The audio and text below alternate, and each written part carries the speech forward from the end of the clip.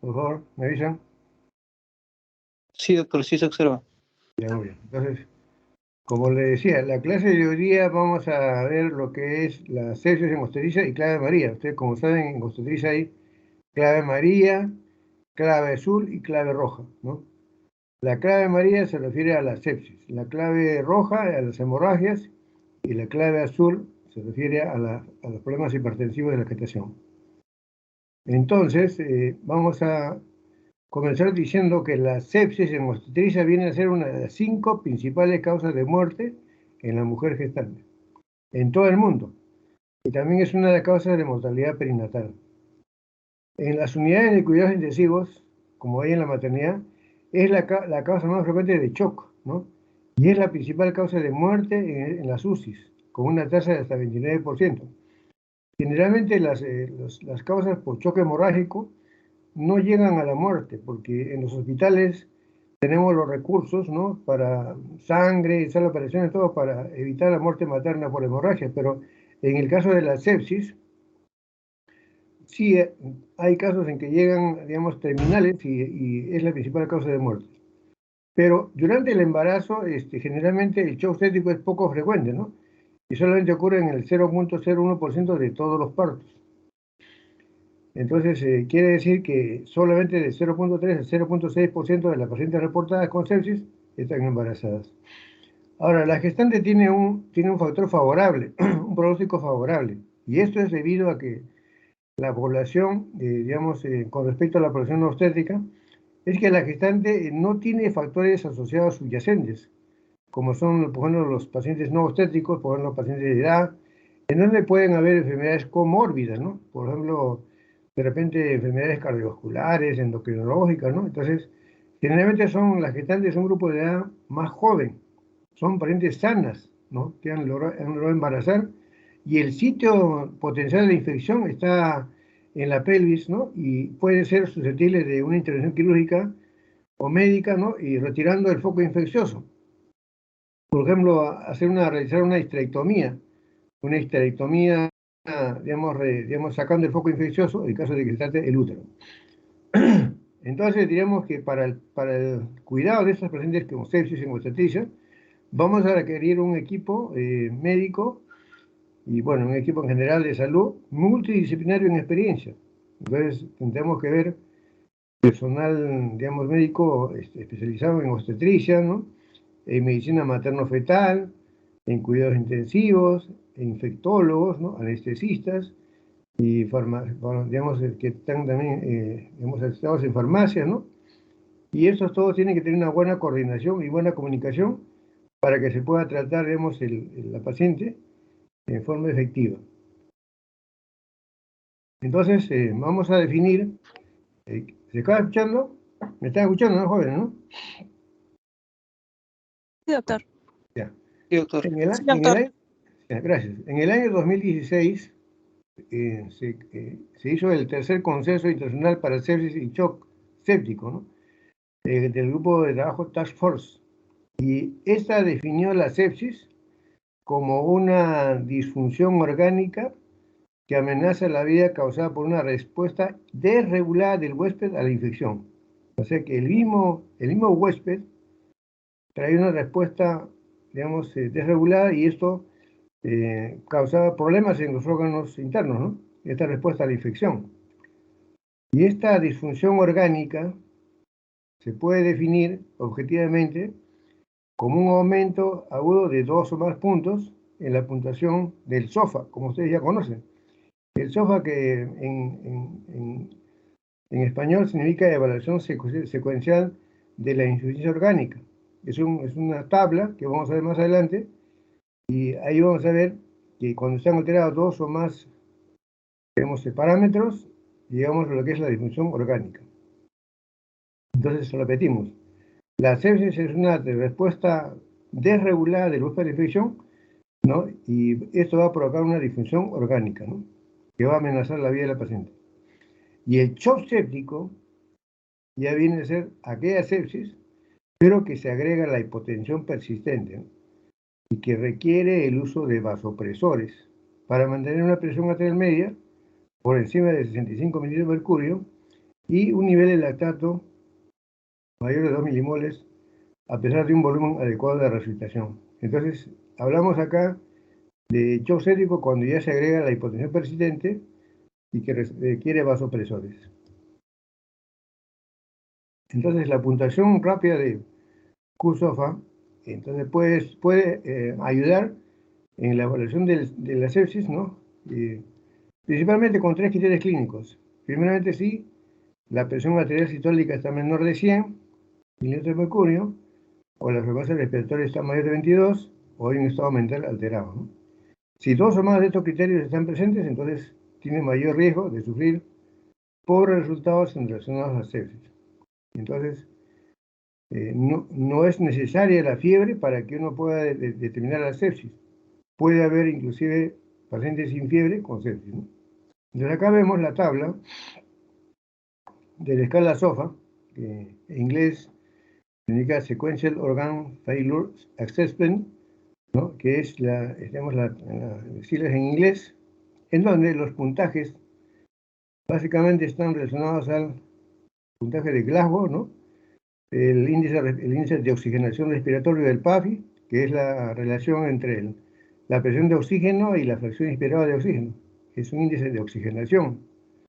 También vamos a ver otra variable que es la hipotensión arterial, también el flujo, la creatinina, ¿no? Y el flujo urinario, ¿no? Lo mismo el flujo hepático, el aumento de bilirrubina y también la disminución de las plaquetas. Es así que el puntaje va de 0 a 4, por ejemplo, vemos en Glasgow cómo va a medida que el Glasgow disminuye, el puntaje de SOFA también aumenta, ¿no? Lo mismo tenemos que normalmente el PAFI debe ser mayor de 400, ¿no? Pero cuando es menor de 400, y esto va disminuyendo, el puntaje aumenta. Lo mismo en cuanto a la presión arterial.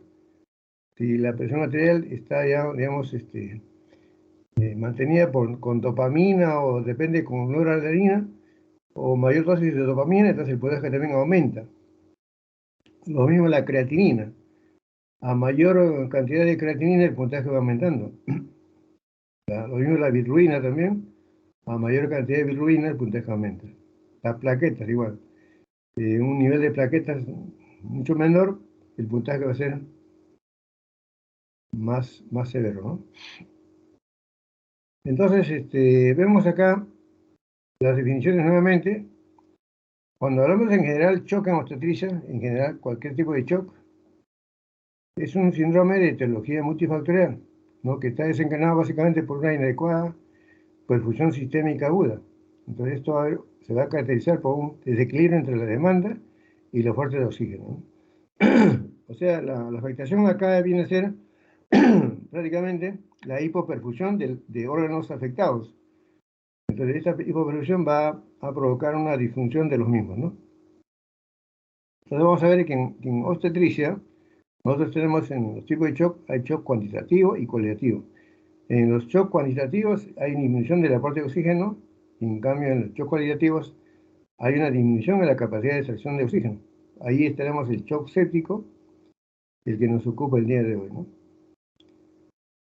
Entonces, definiendo nuevamente el shock séptico, le dije bien claro que es la sepsis severa, agregado a una digamos, hipotensión arterial, cuando la presión arterial media es menos de 60 milímetros de mercurio, ¿no? O está menor de 80 milímetros de mercurio, si es hipertensa, a pesar de la adecuada administración de líquidos o, digamos, inotrópicos, ¿no? Ustedes saben que la sepsis puede deberse a problemas infecciosos, porque también puede ser problemas de tipo, digamos, inflamatorios, ¿no? Como podemos sacar en el cuadro, ¿no? Estos son los microorganismos que pueden provocar sepsis y también pueden haber factores traumáticos, ¿no? O inflamatorios que pueden provocar la sepsis severa, ¿no? Entonces, ¿cuáles son los criterios de sepsis? En una paciente tenemos variables generales, como puede haber fiebre o hipotermia. No siempre hay fiebre. Hay taquicardia, hay taquipnea, hay alteraciones del estado mental, también hay edema significativo, ¿no? Y hiperglicemia, ¿no? En ausencia de diabetes. Estas son las variables generales. Pero también hay variables inflamatorias. Puede haber leucocitosis o puede haber leucopenia, dependiendo del tipo de bacteria que esté produciendo la sepsis. Lo mismo, los glóbulos blancos están en cifras normales, pero aparecen 10% de formas inmaduras, los blastos. También tenemos que puede haber también aumento de la proteína C reactiva y aumento de la procalcitonina plasmática. También en la sepsis vamos a ver variables de disminución orgánica. Por ejemplo, ¿qué órganos están alterados? Tenemos que hay una hipoxemia arterial, ¿no? Y ya les dije ya que el PAFI está alterado, ¿no? Hay oliguria, ¿no? Aumento de la creatinina sérica, también hay trastornos de la coagulación, un INR elevado, ¿no? El tema paciente tromboplastía también está elevado, hay también alteraciones a nivel del intestino, hay ilio, hay trombocitopenia y aumento de la bilirrubina a nivel hepático. Entonces estamos viendo acá que órganos se alteran, ¿no? A nivel del pulmón, riñones, ¿no? El problema de la coagulación, intestino y también el hígado. También hay una variable hemodinámica, que produce la hipotensión arterial, ¿no? Y hay una variable de perfusión tisular, en donde hay una hiperlactasemia y una disminución del llenado capilar, y esto lleva a una piel marmórea, ¿no? ¿Cuáles son las causas de sepsis en una paciente obstétrica? Una paciente obstétrica puede llegar a la sepsis grave o shock séptico por causas de origen obstétrico y causas de origen no obstétrico. Por ejemplo, causas de origen obstétrico sería una paciente, por ejemplo, que se rompa la bolsa amniótica, tenga RPM, ¿no? Y llegue a una coriamnionitis.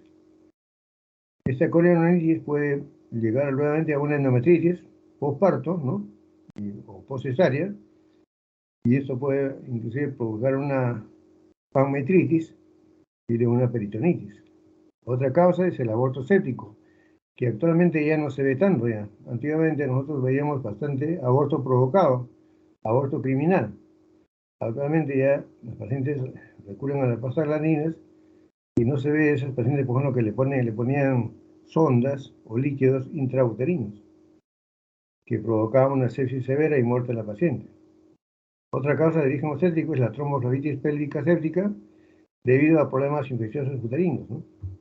O puede ser también por infección de la herida de la cesárea o de la episiotomía que se hace en los pacientes puérperas. Así como hay problemas, digamos, infecciosos, espontáneos que pueden ocurrir, también puede haber, digamos, infecciones, digamos, realizadas por procedimientos invasivos. Por ejemplo, cuando uno hace un cerclaje, a la hora de introducir la aguja, de repente contaminada, puede infectar el cuello uterino o puede infectar la bolsa amniótica, ¿no? Lo mismo cuando uno hace una amniocentesis o una biopsia de velocidades cordiales, sin tomar las debidas muestras de asepsia, puede contaminar la parte interna. Lo mismo le dije el aborto séptico por maniobras abortivas, ¿no? Ahora, de causa no obstétrico, cualquier gestante puede tener cualquier tipo de infección, digamos, abdominal, por ejemplo, una apendicitis, colecistitis, pancreatitis, infecciones urinarias, pielonefritis, neumonía. Entonces, cualquier infección puede ser también causa de sepsis. Y dentro de las más frecuentes tenemos las pielonefritis, ¿no? Hay gestantes, por ejemplo, que están en el embarazo con, por ejemplo, una bacteriuria asintomática y ellas no saben que tienen infección y de repente hacen un poco de sepsis y hacen su pielonefritis y luego pasan a la UCI y luego están en shock séptico, ¿no? Los gérmenes causantes de la sepsis en obstetricia pueden ser bacterias gram positivas y gram negativas. Entonces, pero también pueden haber, digamos, una mezcla polimicrobiana de un 20%, ¿no? Y dentro de las bacterias gram negativas tenemos principalmente las enterobacterias y dentro de ellas tenemos la E. coli como principal germen causal. Pero también tenemos en un 30% el estreptococo beta hemolítico, ¿no? Dentro de los cocos, ¿no? Y también tenemos anaerobios en 20%. Dentro de ellos tenemos Bacteroides fragilis, el Clostridium y los peptostreptococos, ¿no? Entonces ven ustedes acá que estos son los gérmenes más frecuentes, los que están en verde, en la práctica clínica. Ahora, ustedes esto conocen ya lo que es, digamos, la fisiopatología de la sepsis. Todo se inicia por el ingreso de microorganismos, bacterias, hongos, parásitos, virus en el cuerpo, en el organismo, y esto va a provocar una infección. Esos microorganismos se van a multiplicar, provocando bacteriemia, fungemia, parasitemia, viremia, y estos van a liberar, ¿no? Productos bacterianos, o sea, van a provocar, bueno, los gram positivos liberarán exotoxinas y los gram negativos endotoxinas. Y esto va a estimular los mediadores del sistema inmune específico e inespecífico.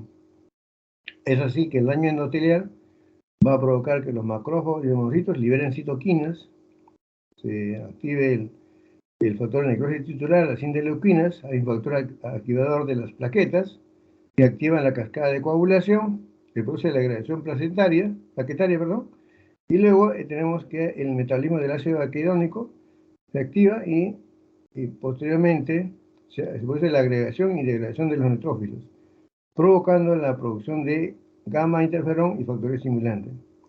Al final, todo este problema, digamos, va a condicionar al daño de órganos, ¿no? Y sistemas, lo que se llama el síndrome de disfunción orgánico múltiple, condicionando a la muerte del paciente.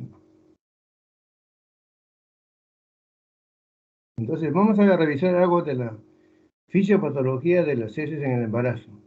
Ustedes saben que la gestante, a la hora que está el producto dentro de su organismo, prácticamente no lo va a rechazar, porque tiene un sistema inmune especial. Entonces, aunque se puede encontrar que en los estudios describen que los factores que inducen hay una supresión inmunológica, ¿no? Los aspectos médicos ejecutivos están en contra de este concepto. Entonces, es una condición inmune única, ¿no? Que está regulada, pero no está suprimida. No hay supresión inmunológica para, digamos, aceptar el feto y todos los nuevos tejidos que se forman, ¿no? Es una condición inmúnica que está regulada, pero no está suprimida. O sea, el sistema inmune de la gestante está presente. En el sistema cardiovascular, normalmente, en una gestante, hay incremento del volumen sanguíneo. Pero en el caso de sepsis va a haber una disminución de la resistencia vascular, ¿no? Va a haber una vasodilatación periférica, un incremento de la frecuencia cardíaca y del gasto cardíaco, ¿no? Y esto va a provocar, digamos, va a ser provocado por la consecuencia de los mediadores como las prostaciclinas, el óxido nítrico y las hormonas gestacionales, ¿no? Entonces, prácticamente la función cardiovascular materna durante la sepsis va a estar vulnerada, porque la presión arterial se mantenía, digamos, a partir del incremento del gasto cardíaco. Pero en este caso, hay una disminución de la contractilidad miocárdica inducida por la sepsis, y esto puede llevar al colapso hemodinámico en el embarazo. Entonces, acá pueden ver que hay un problema miocárdico que va a provocar el colapso hemodinámico, ¿no? Y una disminución de la presión arterial. Lo mismo, desde el punto de vista hematológico, van a haber cambios. Normalmente la gestante tiene la leucocitosis relativa. No es raro encontrar gestantes con 15.000 leucocitos y no es infección. También hay un incremento del fibrinógeno, prácticamente se duplica el fibrinógeno, y también hay incremento de los factores de coagulación. Hay una disminución de la proteína S y también hay una disminución de la hemoglobina, ¿no? Estos son cambios hematológicos normales en una gestante, pero durante la sepsis va a haber una trombocitopenia y coagulopatía de consumo, ¿no? que se asocian a la sepsis. Y esto va a condicionar a promover la formación de fibrina intravascular y contribuye al CID, ¿no? Y al sistema de disfunción orgánica múltiple. Entonces ven ustedes acá que se altera totalmente el problema a nivel vascular. Desde el punto de vista respiratorio, vamos a ver que normalmente una gestante tiene el diafragma elevado debido al volumen uterino, ¿no? Entonces el diafragma se va a elevar más o menos 5 centímetros, ¿no? y también el diámetro transversal de la caja torácica va a aumentar 2 centímetros, de tal manera que la circunferencia torácica aumenta casi 6 centímetros. Pero de todas maneras la gestante va a tener un volumen de ventilación pulmonar, el volumen ventilatorio por minuto, que van a aumentar, ¿no? Pero su capacidad funcional residual está disminuida. Entonces, prácticamente la gestante compensa su capacidad funcional aumentando el volumen de ventilación pulmonar, ¿no? Pero ¿qué pasa en la sepsis? En la sepsis lo que va a pasar es que va a haber un aumento de la presión y la permeabilidad incrementada a nivel de la microvasculatura pulmonar, ¿no? Librándose de los mediadores inflamatorios y provocando una acumulación de agua extravascular. Entonces disminuye la presión colodesmótica y favorece el desarrollo de edema pulmonar, disminuyendo la distensión pulmonar. Y esto va a aumentar la hipoxemia, provocando falla pulmonar y un síndrome de distrés respiratorio agudo. Entonces vemos acá que durante la... Un ratito, esperen, ¿eh?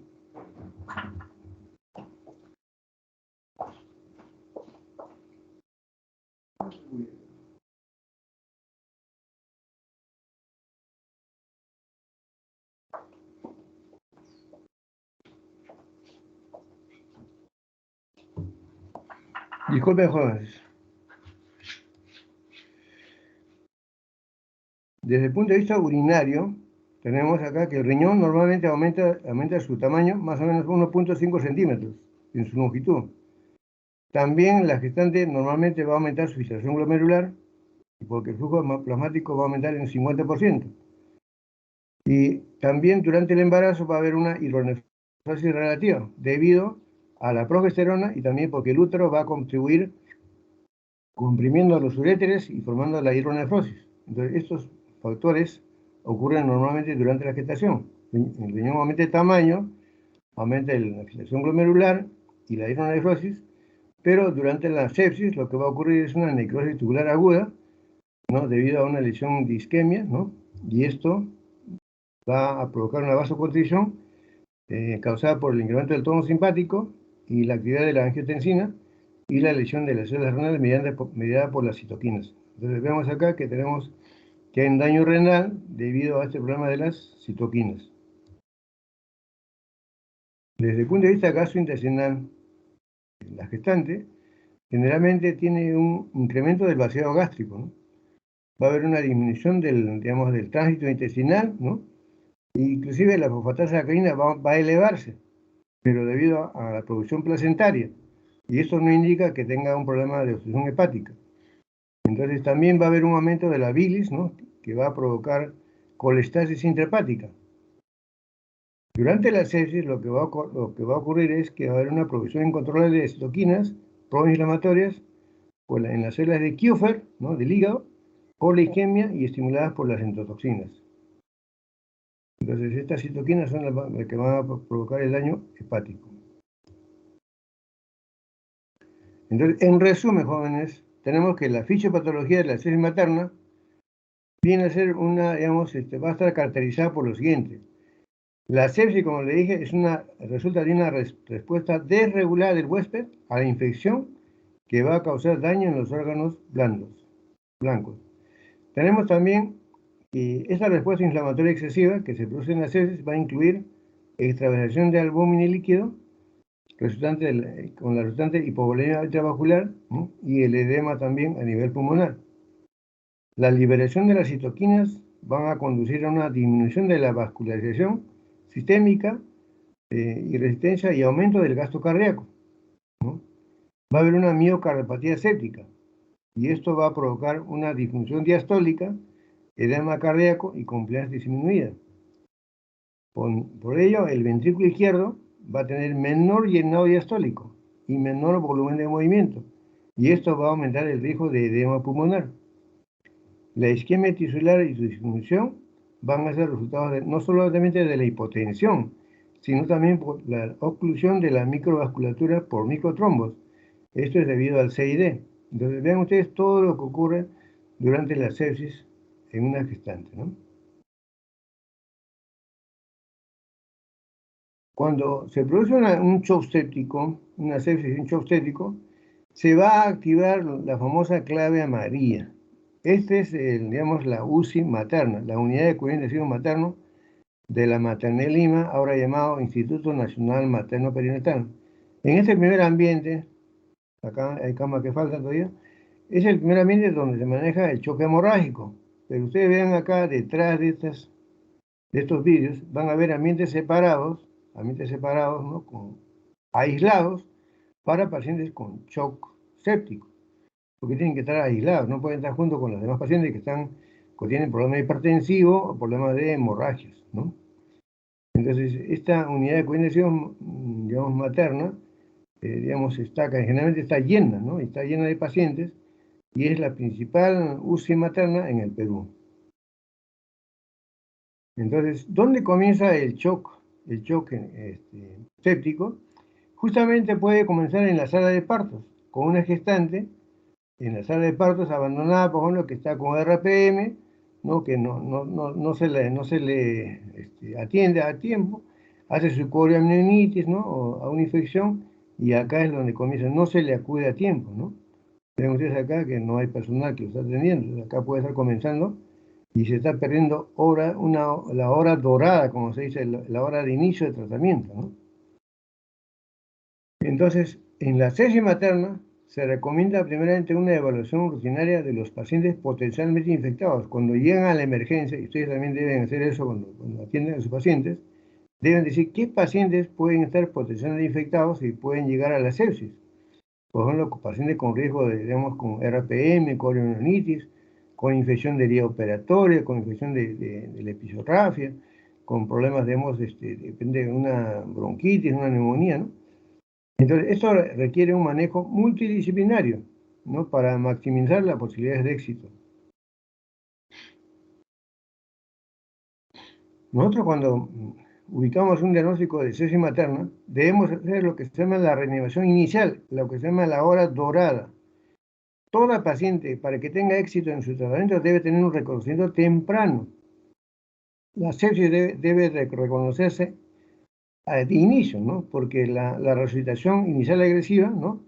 Para restaurar y mantener la perfusión tisular dentro de las primeras 6 horas, mejora significativamente la supervivencia. Paciente que no se reconoce que va a llegar a la sepsis y no se restaura y mejora su perfusión tisular, puede llegar a un choque irreversible y la muerte. Entonces, inmediatamente que sea reconocido, se debe hacer una reanimación protocolizada, porque cada institución debe tener un protocolo de manejo de clave amarilla, ¿no? Tan pronto sea reconocida la hipoperfusión tisular. Entonces, este paciente debe ingresar con ese diagnóstico de sepsis a la unidad de cuidados intensivos, donde debe ser manejada por el equipo multidisciplinario. ¿Cuáles son las metas en las primeras 6 horas de la sepsis materna, del tratamiento? Mantener plenamente una presión arterial media por encima de los 65 milímetros de mercurio. Mantener un gasto urinario mayor de 0.5 mililitros por kilo por hora. Mantener una presión venosa central entre 8 y 12 mililitros de mercurio y mantener una saturación venosa de oxígeno mayor del 70%. Entonces, estas son prácticamente las metas en las primeras 6 horas, ¿no? Y si no se consigue el objetivo de saturación venosa de oxígeno, hay que considerar más fluidos o transfundir glóbulos rojos, ¿no? Para mantener un hematocrito mayor del 30%. O iniciar el uso de dobutamina a la dosis de 20 microgramos por minuto, en dosis máxima. Entonces, ¿qué es lo que debemos hacer en la primera hora? Cuando llega la paciente. Apenas llega la paciente, se va a activar la clave amarilla, inmediatamente el personal que está a cargo, que está conformada por un médico ginecobstetra, un médico intensivista, está la obstetriz, está la enfermera, está el técnico de enfermería y el personal del laboratorio. Entonces, lo primero que debemos hacer es hacer un examen físico completo de la madre, ¿no? Y también del feto, porque son dos pacientes, ¿no? En este caso, se debe auscultar los latidos cardíacos fetales, ¿no? Si se dispone en un Doppler o digamos, con el estocópio espinar para ver si el feto está vivo, ¿no es cierto? Inmediatamente hay que asegurar 2 accesos venosos con catéter 16-18, ¿no? Para transfundir cristaloides y también para transfundir sangre en caso de ser, o derivados, hemoderivados en caso sea necesario.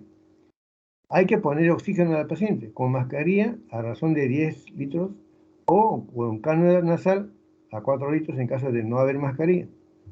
Lo mismo, esa paciente debe de aplicarse una sonda vesical para controlar en una bolsa de drenaje el gasto urinario, ¿no?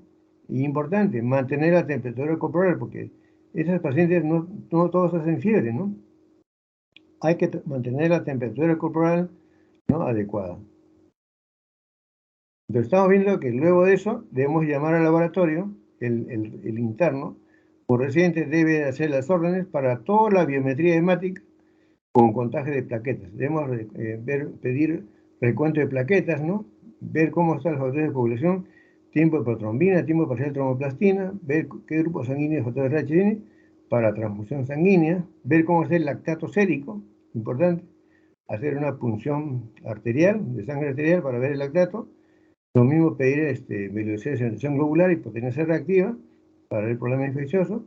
Ver cómo está la función renal, la función hepática, cómo está la glicemia, cómo está el fibrinógeno y, importante, solicitar cultivos, hemocultivo para anaerobio y aerobio. Y no solamente hemocultivo, también cultivo de la secreción de la vía operatoria o de repente los loquios, la zona donde está infectada, ¿no? O urocultivo de repente. Antes de iniciar antibióticos. Realizar la gasometría arterial, como ya mencionaba, hay que aprender a realizar, digamos, punción arterial para sacar gases en sangre, ¿no? Tomar cultivos de nasofaringe o la secreción vaginal. Y, importante, estos pacientes pueden hacer úlceras de estrés, entonces hay que iniciar una protección gástrica.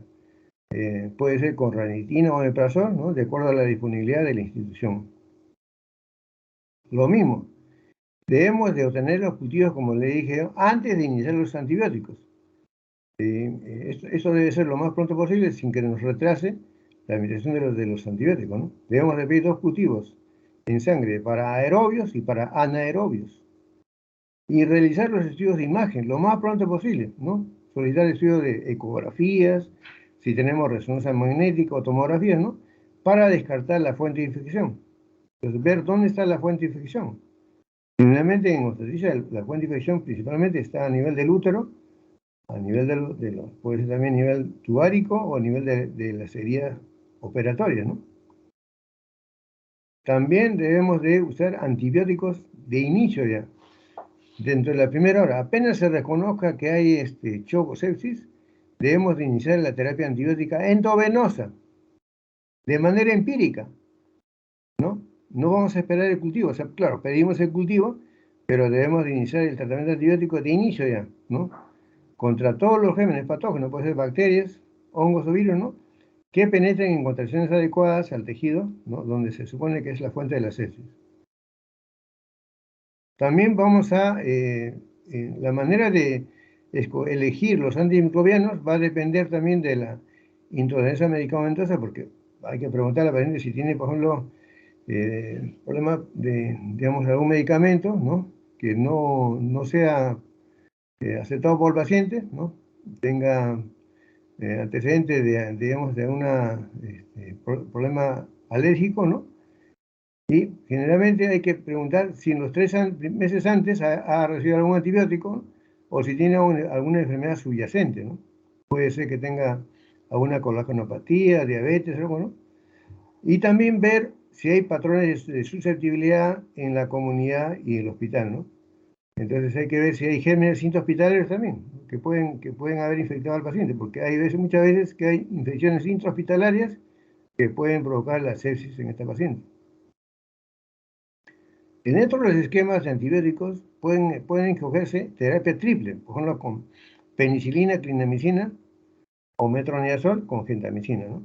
Entonces, estos antibióticos por vía endovenosa, a estas dosis, ¿no?, peniclindagenta o penicilina, metronidazol, gentamicina, a estas dosis, como primer esquema.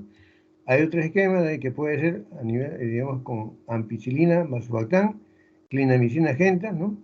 Y un tercer esquema con ceftriaxona clinda, y acá faltaría la amicacina, que nosotros generalmente usamos en la maternidad, ceftriaxona amica clinda o ceftriaxona metronidazol clindamicina. Ese es el esquema que nosotros usamos.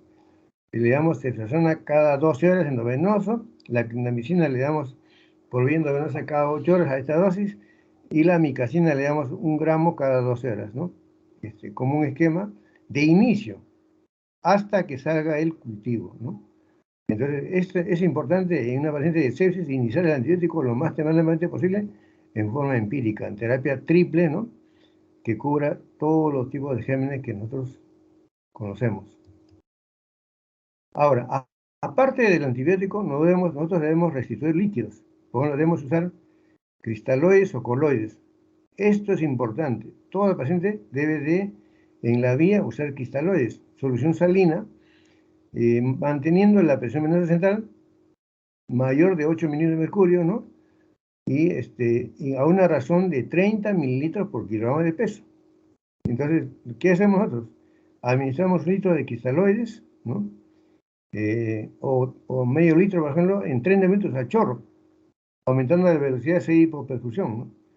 Si hipoperfusión, podemos aumentar la velocidad, tenemos comprimiendo el suero con un tensiómetro para que pueda aumentar el volumen, digamos, de infusión.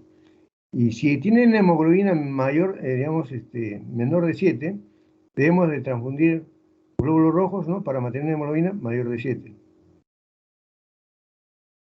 Ahora, en cuanto al problema hemodinámico, podemos también usar vasopresores para mantener la presión arterial media por encima de los 65 milímetros de mercurio.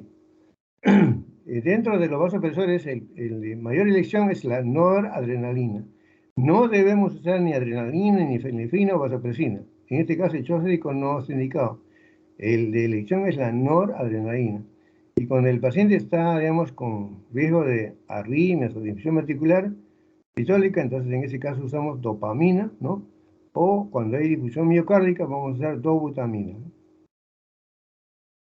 Entonces, también otro medicamento que se debe usar en el shock séptico es la hidrocortisona, en el shock séptico, no en la sepsis. En el shock séptico, cuando la hipotensión responde poco al manejo de fluidos o vasopresores, entonces usamos hidrocortisona. Se prefiere la hidrocortisona a la dexametasona, a razón de 200 miligramos por día. No usar corticoides para tratar las heces en ausencia de shock. Y el corticoide debe retirarse una vez que se retiren los vasopresores. Ahora, los inotrópicos, como ya les he mencionado, la dobutamina, ¿no? Se debe, digamos, utilizar añadida a un vasopresor, ¿no? Cuando hay disfunción miocárdica, con un gasto cardíaco bajo. Estos signos de hipertensión en curso, a pesar de lograr un volumen intravascular adecuado y adecuada presión arterial media. Entonces, la dobutamina es importante como inotrópico para mantener la presión arterial cuando hay pacientes con disfunción miocárdica. Ahora, hemos visto el tratamiento en la madre, pero el otro pacientito es el feto. Y nosotros debemos hacer una valoración en qué estado está el feto.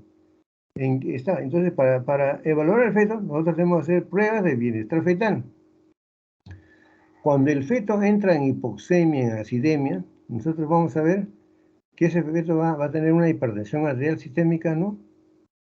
Como respuesta a esto, ¿no? Va a estimular los quimiorreceptores aórticos y va a provocar desaceleraciones tardías que se pueden, digamos, graficar en una prueba de monitoreo fetal, ¿no? En una prueba de test no estresante se pueden ver las desaceleraciones tardías, los famosos DIP2, que indican sufrimiento fetal agudo por estimulación de los quimiorreceptores aórticos. Pero también esta estimulación de los quimiorreceptores aórticos va a provocar una redistribución de los flujos. Ustedes saben que normalmente hay un flujo a nivel periférico, un flujo a nivel central. Cuando el feto está en riesgo, hace una redistribución de flujo, provocando una vasodilatación central, ¿no? Tratando de cuidar órganos vitales como son el corazón, cerebro, adrenales, y una vasodilatación periférica, disminuyendo el flujo a nivel del hígado, pulmón, músculos, riñones, intestinos, ¿no? Y de esa manera, inclusive, si llega menos flujo al riñón, va a orinar el feto menos y va a provocar un oligoamnios, ¿no? Entonces, eso uno puede detectarlo mediante la ecografía Doppler, la redistribución del flujo, mediante el flujo Doppler, ¿no? Ahora, el feto también, en la hipoxemia va a provocar una disfunción celular del sistema nervioso central, provocando una hipotonía a nivel, digamos, disminuyendo los movimientos fetales, disminuyendo los movimientos respiratorios, ¿no? Y provocando un movimiento fetal no reactivo. Según test no estresante, no reactivo. Es un feto que no reacciona. Le estimulan con una chicharra y no reacciona. Ahora, también en el Doppler nosotros podemos ver que al disminuir el flujo sanguíneo, si este paciente está, digamos, ya en riesgo de morir, va a haber una falla cardíaca. Y esa falla cardíaca se puede, digamos, se puede investigar haciendo un Doppler del ducto venoso alterado. Si uno encuentra el ducto venoso alterado, ese feto está en riesgo de tener una falla cardíaca y muerte.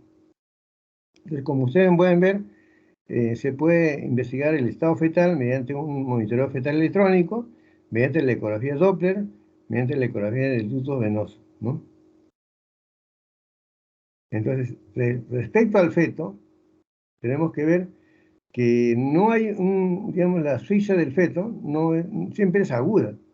No existe un feto crónicamente asfixiado, ¿no? Se puede compensar la hipoxia, digamos, momentáneamente, pero este feto va a cansarse de compensar su hipoxia y va a morir, ¿no? Entonces, importante, el daño neuronal y la discapacidad secundaria son graves, ¿no? Entonces, la vigilancia fetal, tenemos que evaluar un plan de seguimiento para identificar el momento en que debemos de interrumpir el embarazo, ¿no? Si mientras el feto esté bien, podemos esperar a que con el tratamiento el feto la paciente puede mejorar, pero puede llegar a un momento en que el feto esté en pésimo estado, ¿no? Y con riesgo de morir, y tenemos que terminar el embarazo, interrumpir la gestación. No se deben, digamos, tomar en cuenta el feto cuando el feto no está viable. O sea, según la literatura, si tiene menos de 26 semanas, no interesa el estado fetal y el riesgo debe basarse en el riesgo materno. No podemos hacer, digamos, una extracción del feto antes de las 26 semanas porque se va a morir. De todas maneras, se va a morir el feto porque a pesar de que tengamos un centro hospitalario, en la maternidad hemos tenido bebés que han logrado sobrevivir, pero no son todos. Hay un alto riesgo de muerte antes de las 30 semanas, ¿no? Pero ningún feto antes de la semana 26, ¿no? Digamos, tiene viabilidad. Entonces, en ese estado, en ese momento, antes de las 10 semanas, no debemos basarnos en el estado fetal, sino en el riesgo materno, básicamente, preocuparnos de la madre.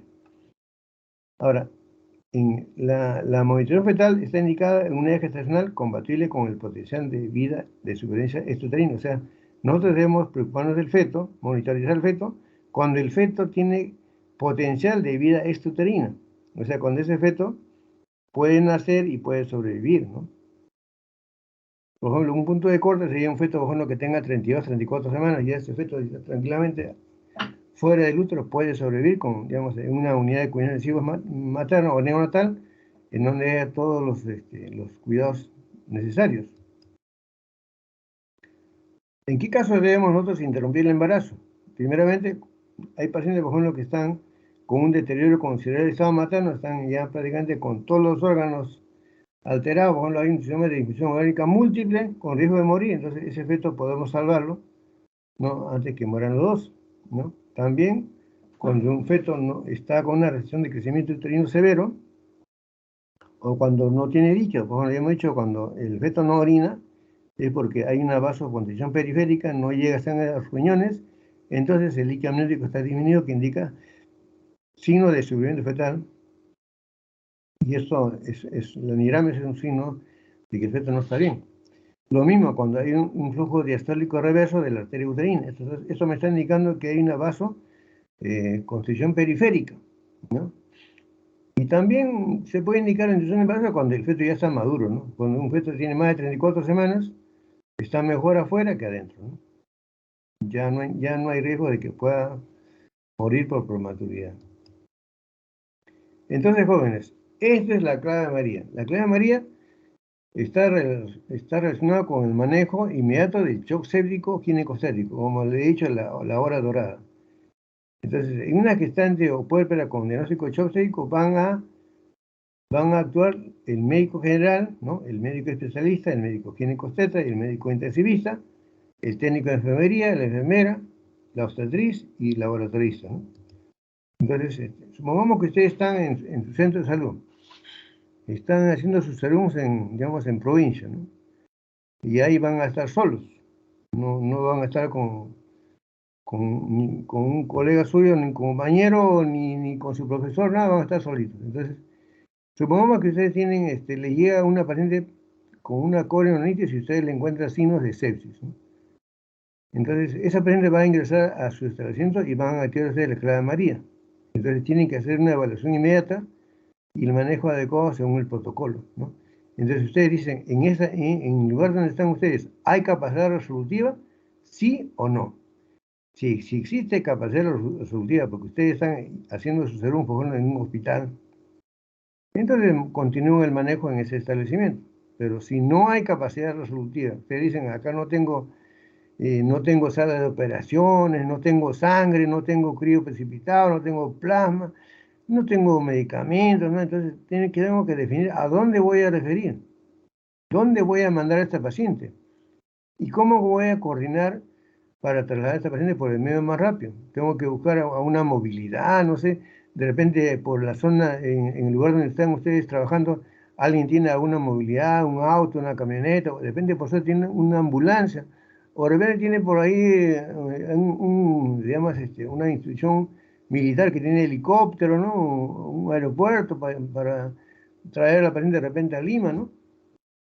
Entonces hay que verificar primeramente los requisitos de referencia. Al paciente no lo pueden mandar ustedes así como llegó, tienen que estabilizarlo, como he mencionado. Le tienen que poner su vía, tienen que, digamos, poner su kit de medicamentos para el traslado, ya les he dicho, sus corticoides, sus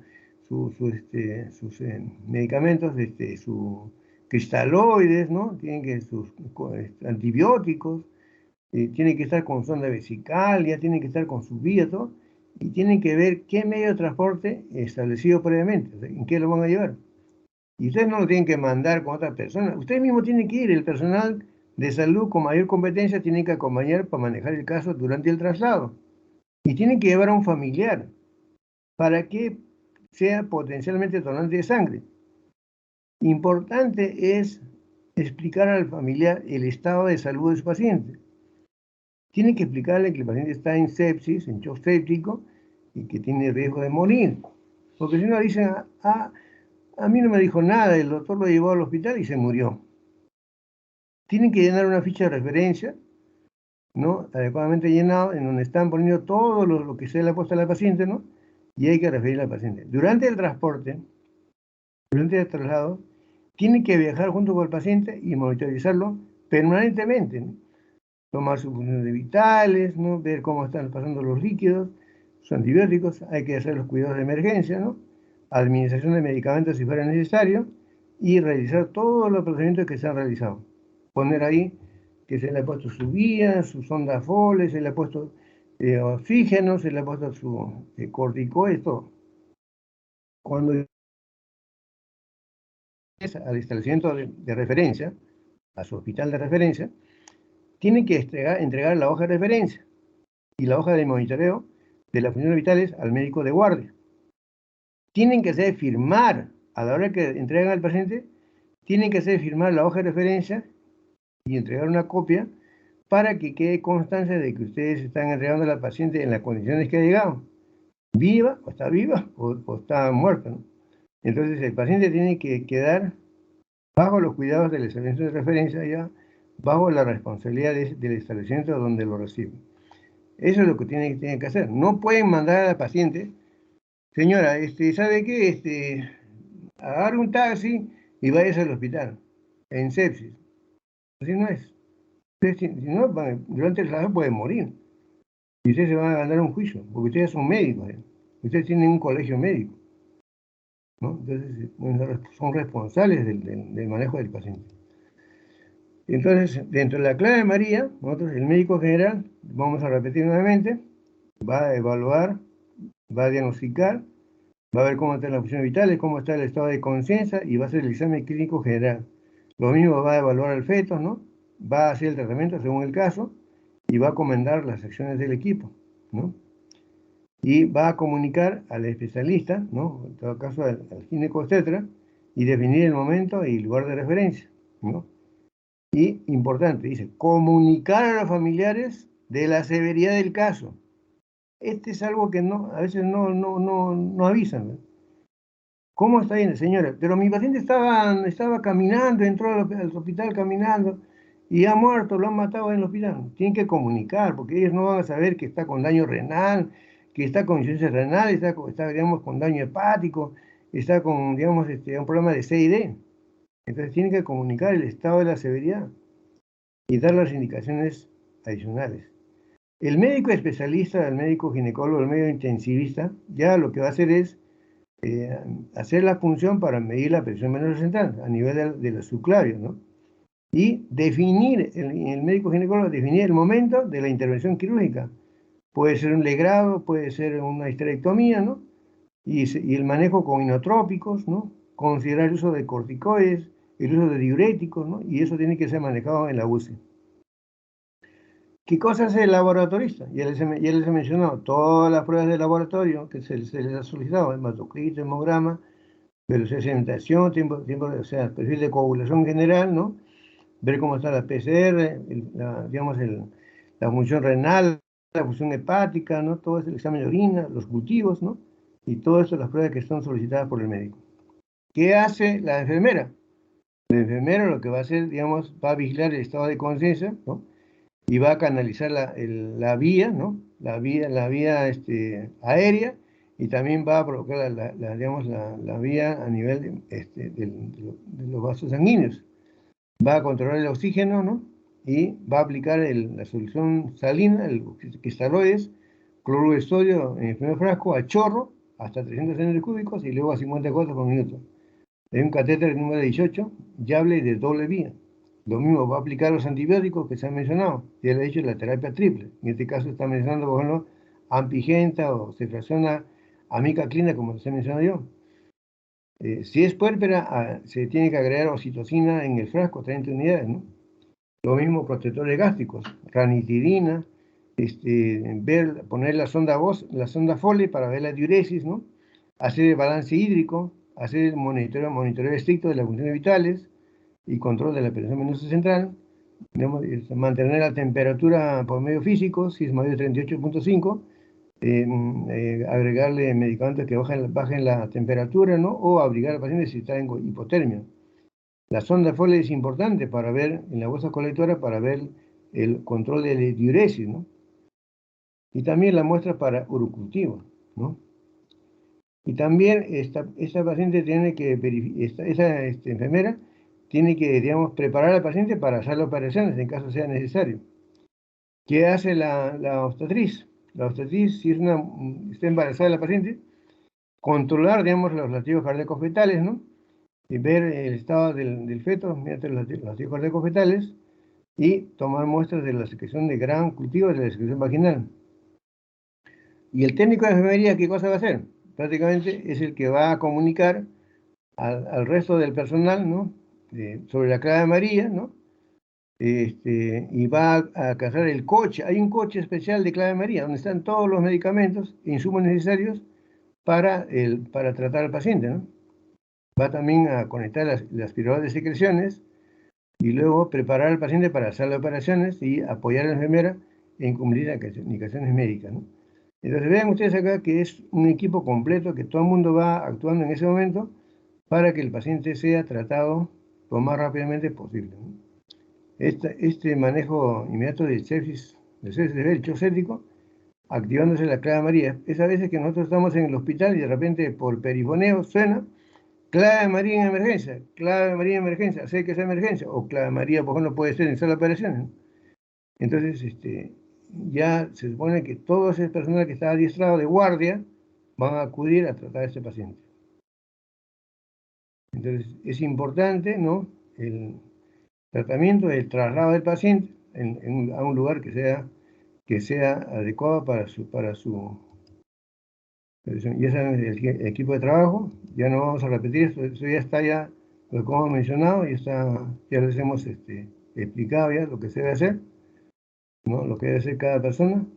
Entonces, es importante, primeramente, la clave María es que a diferencia de otras patologías, la oportunidad hace la diferencia entre la vida y la muerte. Oportunidad, jóvenes, la hora dorada. ¿La oportunidad en qué? En sospechar. Si ustedes no sospechan que tiene sepsis la paciente, ese paciente se va a morir porque más horas pasa va a ser peor. Porque tienen que tener la oportunidad de tomar las decisiones del caso, el manejo. Es importante que ustedes manejen todo lo que se ha mencionado en las primeras horas. Porque si no, el médico, los especialistas, nosotros los médicos, estamos formados ¿para qué? Para hacer esto, ¿no? Salvar al paciente de la garra de la muerte. Esta es la función del médico. Tratar prácticamente de que ese paciente pueda salvarse y no sea atrapado, digamos, por un problema de una sepsis severa, un choque irreversible, con síndrome de difusión orgánica múltiple. Entonces, acuérdense de esa figura, que ustedes son los salvadores prácticamente de esta paciente que llega a sus manos. Si ustedes le llega un paciente y no le dan la debida importancia, no sospechan la sepsis, no detectan la sepsis, el shock séptico, el paciente se va a morir. Y cuando hagan la investigación, van a decir, ¿por qué no le han hecho esa cosa? ¿Por qué? Y ustedes están ahorita entrenándose para justamente prevenir una muerte, porque van a tener algún caso de sepsis materna, de repente cuando ustedes estén solos en su salud, ¿no? O de repente van a ver internado también.